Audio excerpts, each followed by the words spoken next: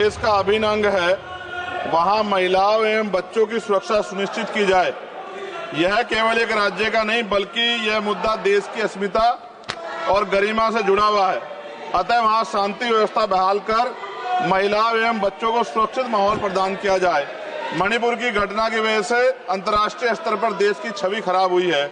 मुझे ऐसा लगता है ये तभी होता है जब सरकार को कुर्सी से ज्यादा प्यार होता है और जनता के हित से कम प्यार होता है। न्यूनतम समर्थन मूल्य किसानों को मिले, बिजली के बिल माफ हो, किसानों का कर्ज माफ हो। सरकार को समझना होगा कि किसान मजबूत होगा तभी देश की अर्थव्यवस्था मजबूत होगी।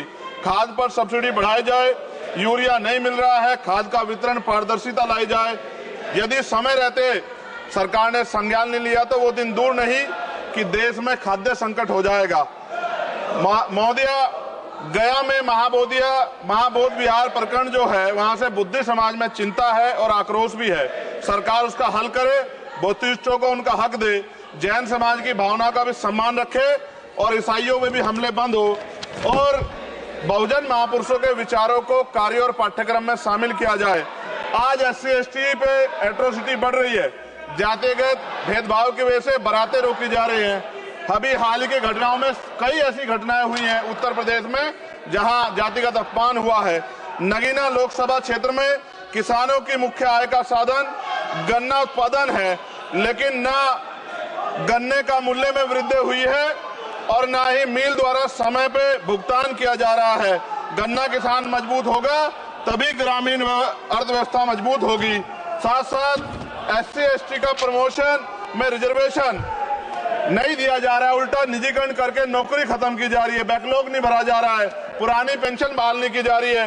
ये सब बार बार मैं इसलिए बोलता हूं कि हमारे लोगों को पता लगे कि सरकार को उनकी परेशानियों से कोई फर्क नहीं पड़ता और वो समझे सरकार उनकी कितनी तेजी है। प्रधानमंत्री आवास योजना में जो मानक है उनमें बदलाव किया जाए, उससे बहुत से पीड़ित वंचित रह जा रहे हैं। कई बार ऐसा होता है और मैंने ये देखा अपनी आंखों से, किसी ने बरसात से बचने के लिए ईंटें लगा दी हैं, उनको मानक से बाहर कर दिया जाता है। इस वजह से वो परिवार इस सुविधा का लाभ नहीं ले पा रहे। खत्म करूंगा मैम। इस वजह से उनके घर नहीं बन पा रहे और के 75 साल बाद भी लोगों पे घर नहीं है। शर्म की बात है।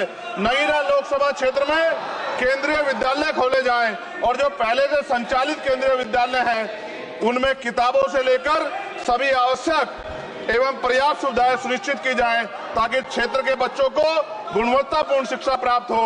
और अंत में मैं खत्म करते हुए कहना चाहता हूं, अभी ईद का त्योहार आ रहा है, हम भी ये देखेंगे और देश भी ये देखेगा कि सरकार उनको कितनी मदद करा के उस आयोजन को, उस त्योहार को मनवाने में मदद करेगी, जैसे अन्य धर्मों को लगातार मदद कर रही है, क्योंकि भारत एक धर्मनिरपेक्ष राष्ट्र है। मोदी जी, खत्म कर रहा हूँ, खत्म करिए तो आवाज का हाल देख लो आप। क्या करिए, कंप्लीट करिए प्लीज। भारत एक धर्मनिरपेक्ष राष्ट्र है, लेकिन मैं ऐसा समझता हूँ जिनकी सरकार है उन्हीं की बात होगी।